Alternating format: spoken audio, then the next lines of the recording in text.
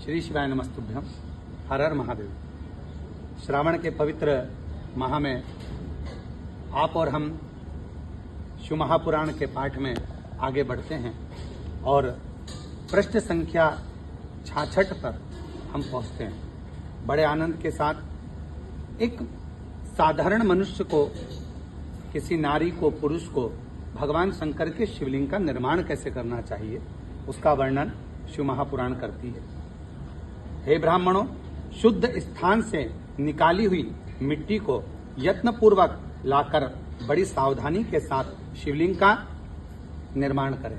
आप जिस भाव से शिवलिंग के बनाने के लिए, पार्थिव शिवलिंग बनाने के लिए मिट्टी को लेकर आ रहे हो, शुद्ध भाव से शिव का नाम लेकर, ओम नमः शिवाय कहकर, श्री शिवाय नमस्तुभ्यम कहकर वहां से मिट्टी लेकर आए और बड़े भाव के साथ निर्माण करें। ब्राह्मण के लिए श्वेत, क्षत्रिय के लिए लाल, वैश्य के लिए पीली और शूद्र के लिए काली मिट्टी से शिवलिंग बनाने का विधान है। अथवा जहां जो मिट्टी मिल जाए उसी से शिवलिंग बनाए। हमारे शिव महापुराण की कथा कहती है, यदि आपको आपके अनुकूल मिट्टी नहीं मिलती है तो जो मिट्टी आपके गमले में है, वृक्ष के नीचे है या अन्य स्थान पर है, उस शुद्ध मिट्टी को लाकर आप शिवलिंग का निर्माण कर सकते हैं। ये जरूरी नहीं कि आपको वही मिट्टी चाहिएगी या वही मिट्टी का आप लाकर शिवलिंग का निर्माण करेंगे। जो मिट्टी आपको मिल जाए, आपके क्षेत्र में जो मिट्टी आती हो, उस मिट्टी से पार्थिव शिवलिंग का निर्माण किया जाए।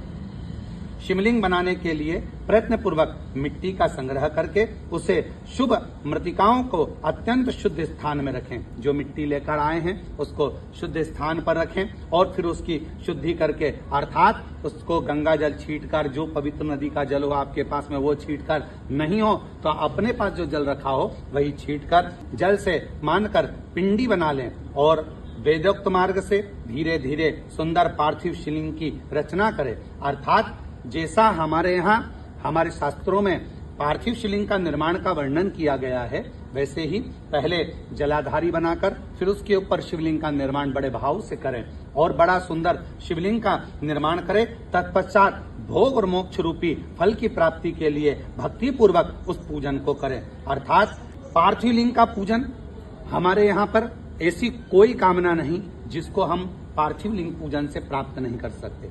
भगवान शिव की आराधना के अनुसार यदि आप पार्थिव का पूजन करते हो, जिस कामना से करते हो, चाहे भोग की कामना हो, मोक्ष की कामना हो, कोई वस्तु की कामना हो, कोई अन्य कामना हो, वो सारी कामनाएं बाबा देवाधिदेव महादेव पूर्ण करता है। श्री शिवाय नमस्तुभ्यम।